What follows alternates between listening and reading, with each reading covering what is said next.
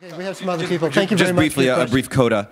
In Sunday school, you're taught Chaim Weizmann invented something, and then the Balfour Declaration resulted, and then the State of Israel. So thank you for clearing up that gap in my Jewish education. Something is acetone, right?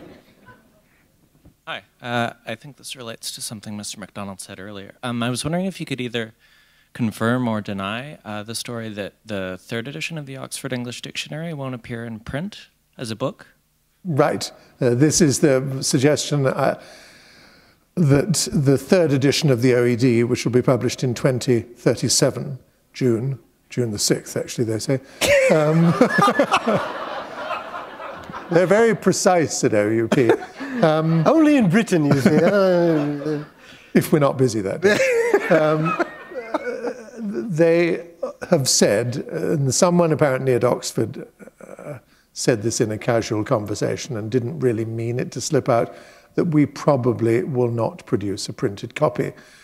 This, of course, caused outrage among bibliophiles worldwide. I, at the time, was in Australia touring for this book, which was, for some extraordinary reason, launched first of all in Australia and New Zealand, which is not, I believe, washed by the Atlantic Ocean. And I had to respond on behalf of the sort of reading public. Wasn't this an outrage? Well, I thought it was extraordinary, and I didn't believe it. And the head of reference publishing at Oxford, a very good friend of mine called Robert Faber, he came to New York and actually stayed with my wife and I recently. And I said, so what's this all about? And he said, I can't imagine very many people are going to buy an OED in 2037 in 40 volumes, which is what it'll be, because it'll be well over 1 million words. It's 650,000 now.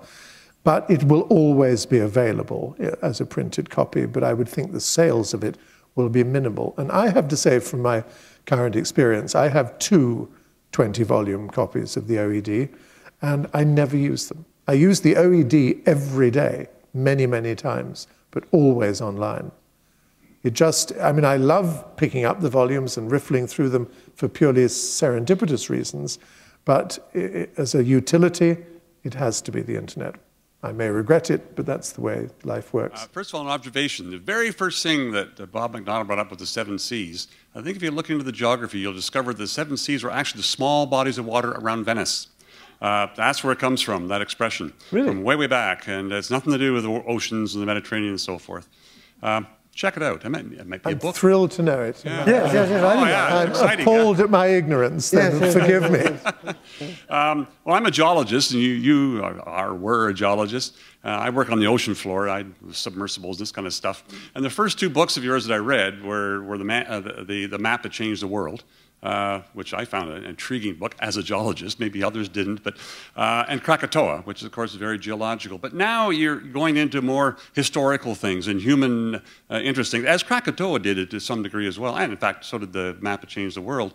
But I'd like to understand the transition from sort of the scientific investigation of something very deeply, as you did in the map and in the Krakatoa, into the more human interest things. I mean, what drove you that way?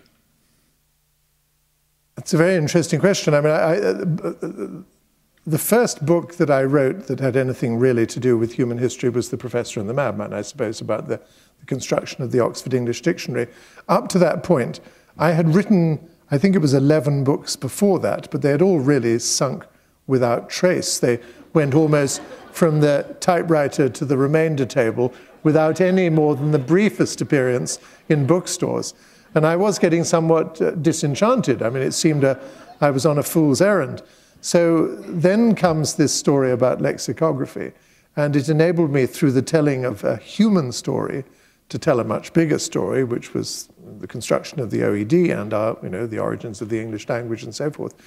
So after that, I don't know if you read The Professor and the Madman, but The Professor and the Madman, I should say, and I hope no one will be offended by this, there is a point towards the end of the book where W.C. Minor, who is the madman, who is, as it were, the star of the book, in a fit of madness, cuts off his own penis and throws it into the fire. When my editor and I were analyzing why the book did so well, because, I mean, who on earth would want to read a book about lexicography? He says in his view, it was because here was the story of a hitherto unknown person who made a major contribution to human society. His life was an extraordinarily varied trajectory of tremendous ups and tremendous downs, and who was involved in grotesque bodily mutilation. So my editor said, "Do you know anyone else like that?" So I had to confess that I didn't until I started thinking about it. And then I thought about it, and I remembered a chap called Adolphus Washington Greeley, who came to grief in Ellesmere Island in the 1870s, I think, when he was an American soldier. He led an expedition which came to grief. There was allegations he survived with 5 others that he was involved in cannibalism. His stock dived to a terrible low. He was very unpopular. But he then came back to America and did remarkable things, like founded the National Geographic Society, laid the first telegraph cables across America, did all sorts of wonderful things. So he fitted the bill. He was unknown. He made a major contribution to human society. The trajectory of his life was up and down. And if you believe the cannibalism, he was involved in bodily mutilation. So the editor said, "This is terrific. Yeah, write about him." So I went on this long expedition in Ellesmere Island,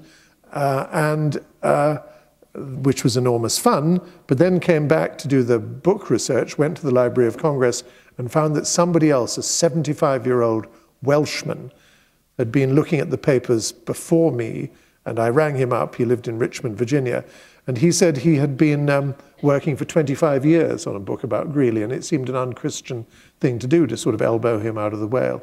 So I said to my editor, "Look, there's a problem. There's somebody else is writing the book." And so Larry Ashmead, the editor and concerned, said, "Well, that's all right, don't worry. I'm sure you can think of someone else who fits the bill, but weren't you once a geologist?" And I said, "Yes, I was." He said, "Well, think about old geologists."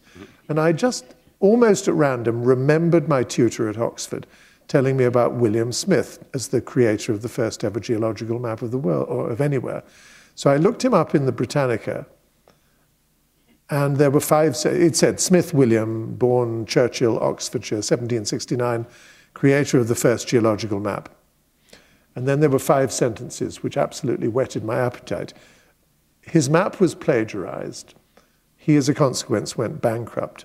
He went to debtor's prison. His wife went mad. She became a nymphomaniac. And I thought, this is perfect. And there was even the possibility, you know, this was at the time of Mr. Bobbitt, I think it was called. Yes. So it's got everything.